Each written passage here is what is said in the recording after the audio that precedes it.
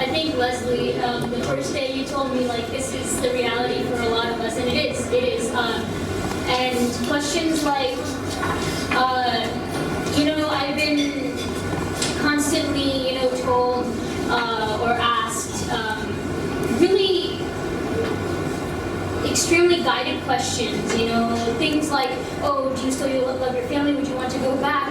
And I'm just thinking, as I said in the video, I think I've actually left out a lot of abuse that I have endured in the video. I've made it kind of, as a lot of you have realized and have told me, that it wasn't like very, very in-depth and in detail. And there's a reason to that. It's because, all of the stuff that my parents have said to me was incredibly manipulative, and family is not a safe place for me. At least, like, my blood relatives. It's not a safe place for me, and I'm just happy that I'm here and that this court order happened, because it gave me a lot of safety. And the problem that I'm now facing, there was harassment and that's kind of dying down now, is that my parents continue to kind of send me manipulative emails, telling me, just trying to get me to come back to them. They refused to give me my passport and my green card and all of my identification. And in doing so, they also tell me to come back to them. They use so many tactics. They've used tactics by claiming that my dad was ill when he really wasn't. Claiming that, at this point, they've said so many lies to me that I don't know where they are. They could be in Agra, they could be in Delhi, I don't know. And I don't know if I can really trust them anymore. So to be able to have this kind of safety net that Justice Wu mentioned, not only by giving me police protection, but by saying that what's happening to me is bigotry, by acknowledging that what's happening to me, I'm in the eyes of the law an adult, and I'm not able to have possession of documents that I legally have responsibility over. Just hearing that Justice Mazur said that it was big to judge based on experiences that you don't have, which is kind of what my parents have been doing as well. It was a big relief, and I really hope that this case and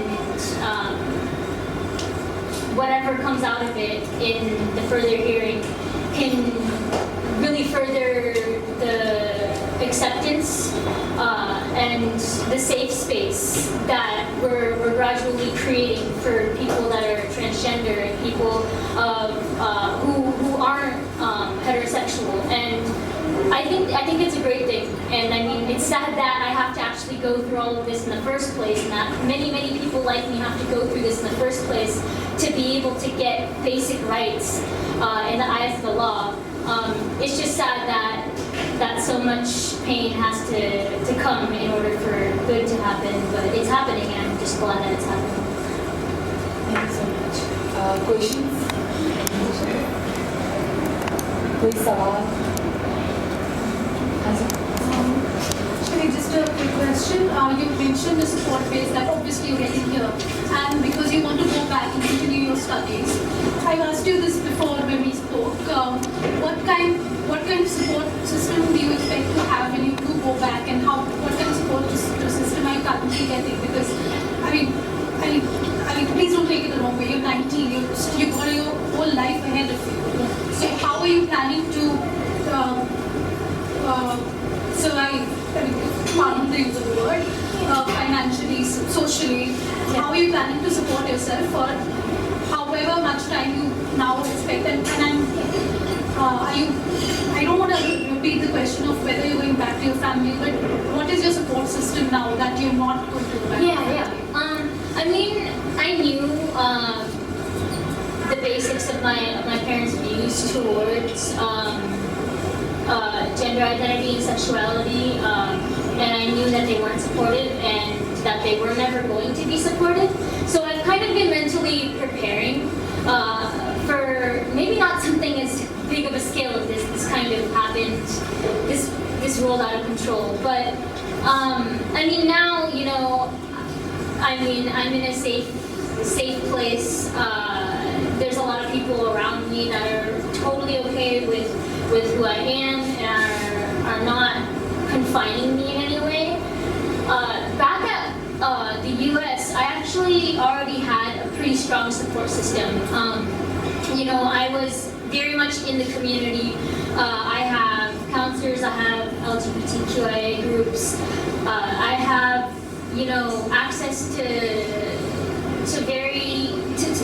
people who have gone through similar situations. As they maybe not go both according to India's part, but there are many people, you know, like I said earlier, that Leslie told me, it is a reality for a lot of people, and so a lot of people have had to survive on their own. And you know, I've been working out financial aid. There's a lot of things that I have to do with the university that I have planned, and it is possible. I mean, I'll work my way through college. I was already planning to do that. It's hard, definitely hard, and it's unfortunate that my parents won't support me.